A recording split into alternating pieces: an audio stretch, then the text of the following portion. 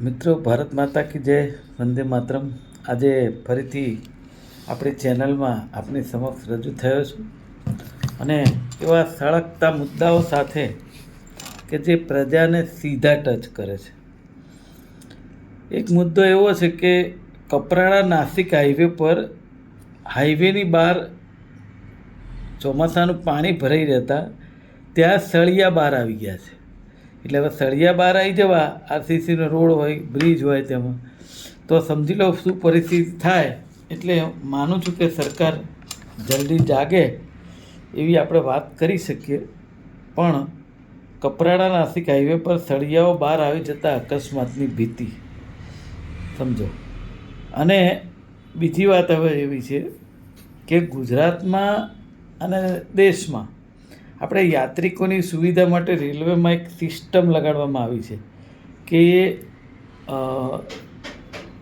એ system જે છે તે કવચ સિસ્ટમ કહેવાય છે. અને કવચ સિસ્ટમથી અકસ્માત નિવારી શકાય એવું કહેવામાં આવે છે. તો એ અમદાવાદમાં માત્ર 13 કિલોમીટર રેલવે ટ્રેક પર જ સિસ્ટમ લાગી છે. તો બાકીના કિલોમીટર ઉપર ક્યારે લાગશે આ પણ પાછો એક સવાલ છે અને લોકોની ઇંતજારી પણ હોય. એટલે હાલની પરિસ્થિતિ એવી છે કે જો આપણે વાત માથામાં ન મારીએ તો કશું થાય નહીં. આગળ ને આગળ તમે નો ડાઉટ આપણે સરકારમાં હોઈએ, કામ કરવાનું હોય અને સરકાર કામ કરે બધી વસ્તુ સાચી, પણ આગળ જઈએ એનો વાંધો નથી. પણ પાછળ જે આપણે કરેલા કામો છે જો એના ઉપર ધ્યાન ના આપીએ, એનું ઓડિટિંગ ન હોય, એની જાળવણી ન હોય તો હું માનું છું એ કામોનો કોઈ મતલબ રહેતો નથી. હવે મેં લગભગ 6 મહિના પહેલાં ટીવી ડિબેટમાં કહ્યું હતું કે ભારતીય જનતા પાર્ટીના સાંસદ મનસુખભાઈ વસાવા અને બીજા પણ ઘણા બધા ધારાસભ્યોને બધા એમને કે વિરોધ નોંધાવે છે એમ કે ભાઈ કામ નથી થતા. એટલે પોતાની જ પાર્ટીમાં ત્યાં કોઈ સાંભળતું નથી ને એ લોકો વિરોધ નોંધાવે છે. તો એવો કિસ્સો બીજો આવે છે, ભાજપના ધારાસભ્ય સાંસદનો સરકાર વિરુદ્ધ પ્રચાર. કબીર વડ માટે કરોડો રૂપિયા ફાળવી આયોજન કરાયું, પણ 20 વર્ષ વીત્યા હજુ ઠેકાણું પડ્યું નથી. તો હું કહું છું કે 20 વર્ષ સુધી આ ભારતીય જનતા પાર્ટીના ચૂંટાયેલા લોકો ત્યાં શું કરતા હતા આ પણ એક સવાલ છે.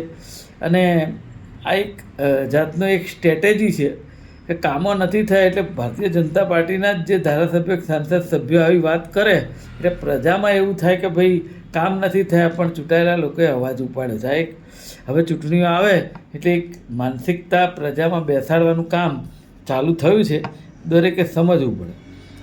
હવે એર ક્વોલિટી ઇન્ડેક્સ જે 200થી વધી ગયો છે એને કારણે અમદાવાદીઓએ વર્ષના 19 દિવસ ઝેરી હવામાં શ્વાસ લેવો પડે.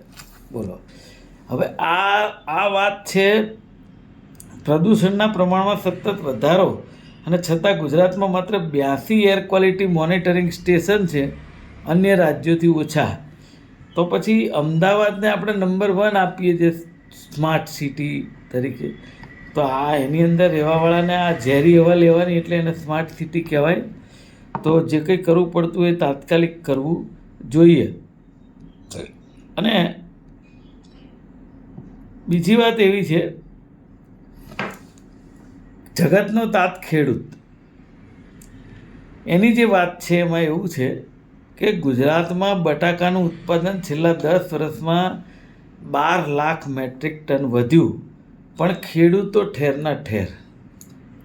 કંપનીઓ સાથે કોન્ટ્રાક્ટ આધારિત વાવેતર થવાથી ઉત્પાદન વધ્યું, પરિણામે ભાવ ઓછા થયા અને કોલ્ડ સ્ટોરેજના ભાડામાં થયેલો વધારાનો બોજ પણ ખેડૂતોના માથે આવ્યો.